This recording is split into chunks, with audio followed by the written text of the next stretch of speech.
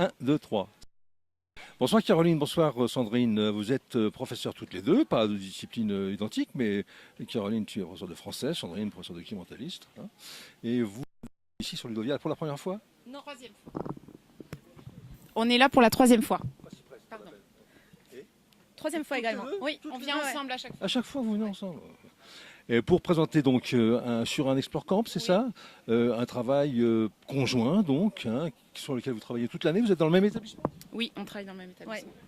Relatif à, je suppose, à l'amélioration des compétences de lecture des élèves, en leur proposant d'être des booktubers, comme on dit maintenant, c'est-à-dire des lecteurs, commentateurs, augmenteurs, je ne sais pas comment vous définissez ça. Vous définissez ça. Est-ce que vous pouvez m'en parler plus précisément? Ou m'en parler à ceux qui nous regardent en ce moment? Oui, donc en fait, on est sur deux projets parallèles qui sont menés depuis plusieurs années pour le projet Book Trailer, à savoir faire réaliser aux élèves des bandes annonces de livres, et sur un projet là qu'on vient de clôturer cette année autour de Booktube, qui consiste donc à présenter, argumenter son point de vue par rapport à la lecture d'un livre qui a été lu dans le cadre d'un prix qui s'appelle le prix littéraire des incorruptibles, et qui sont ensuite, cette présentation est transformée en Booktube qui sera diffusée sur la chaîne YouTube du prix des incorruptibles. Donc les deux productions numériques sont prétextes à favoriser la lecture des élèves. Et également tout ce qui est compétences liées au français, dont va vous parler Caroline, et à l'EMI en ce qui me concerne. Alors, moi, ce qui est intéressant dans ces projets-là, c'est surtout de faire lire les élèves, mais aussi de pouvoir avoir une expérience d'aller un petit peu plus loin. C'est pour ça qu'on a appelé notre atelier l'élève lecteur-acteur, c'est-à-dire qu'il va devenir acteur et producteur de contenu. Donc, en l'occurrence, là, les élèves ont réalisé donc des vidéos de type Booktube qu'on a analysé en amont avec Sandrine dans le cadre de l'EMI. Et du coup, ces vidéos vont permettre ensuite aux futurs lecteurs potentiels de ces œuvres-là de regarder la vidéo via, par exemple, les QR codes sur les œuvres et de pouvoir, du coup, après choisir la lecture du livre. Et les élèves, comment ils prennent ça, les élèves? Ils y mettent beaucoup de passion, ils y mettent du plaisir, ils ressentent du plaisir, ils y mettent de l'enthousiasme? Alors, je veux bien répondre. Tu peux? Alors, je prends parce que c'est mes élèves que j'ai au quotidien dans la classe.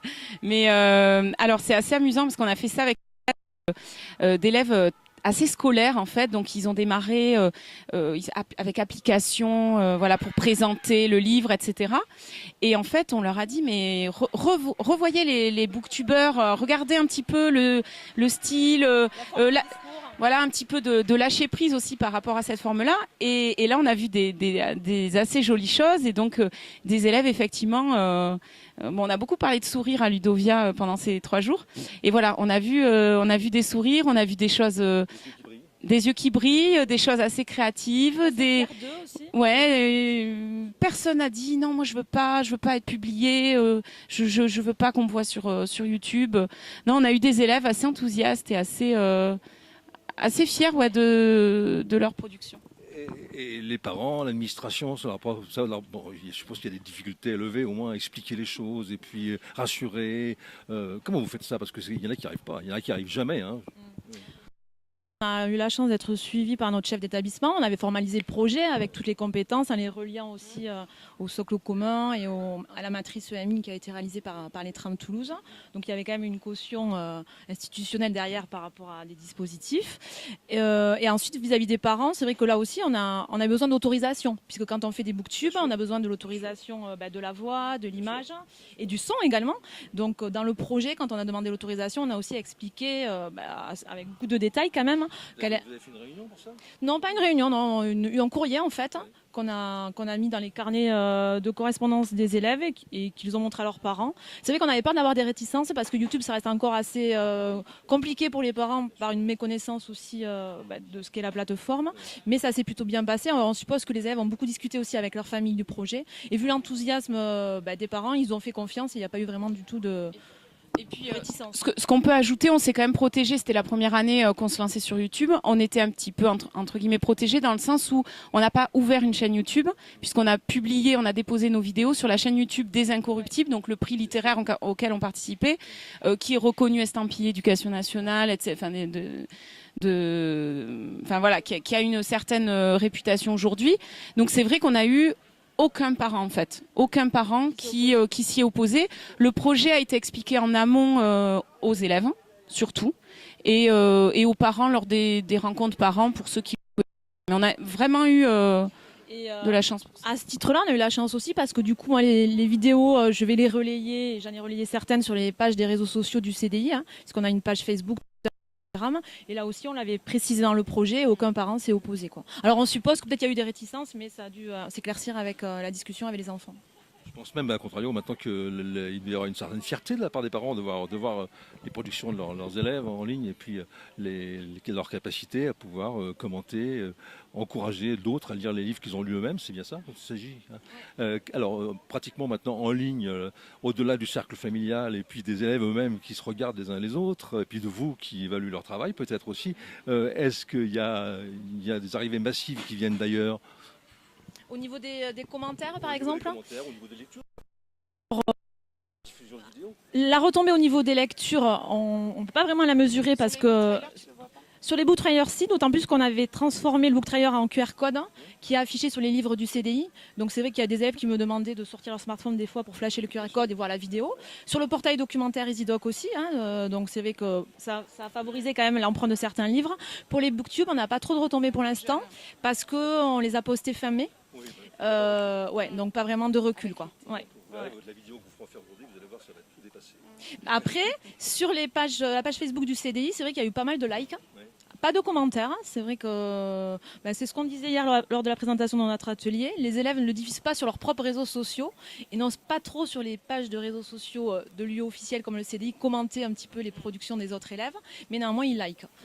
Justement, sur ce point, moi je suis venu ici pour faire des tas de choses, mais je suis venu aussi parce que j'ai pris en charge un atelier Explore Camp comme vous pour montrer que le commentaire c'était une manière de s'exprimer, une manière d'exercer une liberté fondamentale, même si c'est dans le cadre scolaire, il s'agit bien d'accéder à une certaine citoyenneté et puis d'accéder à la possibilité de pouvoir interagir avec l'autre, puisqu'on commente, c'est qu'on a lu. Est-ce que vous avez vous-même demandé, par exemple, c'est une question que je pose du coup, est-ce que vous avez demandé vous-même à vos élèves de commenter les vidéos des autres? Alors, pas directement là, puisque les vidéos ont été publiées très tardivement dans l'année.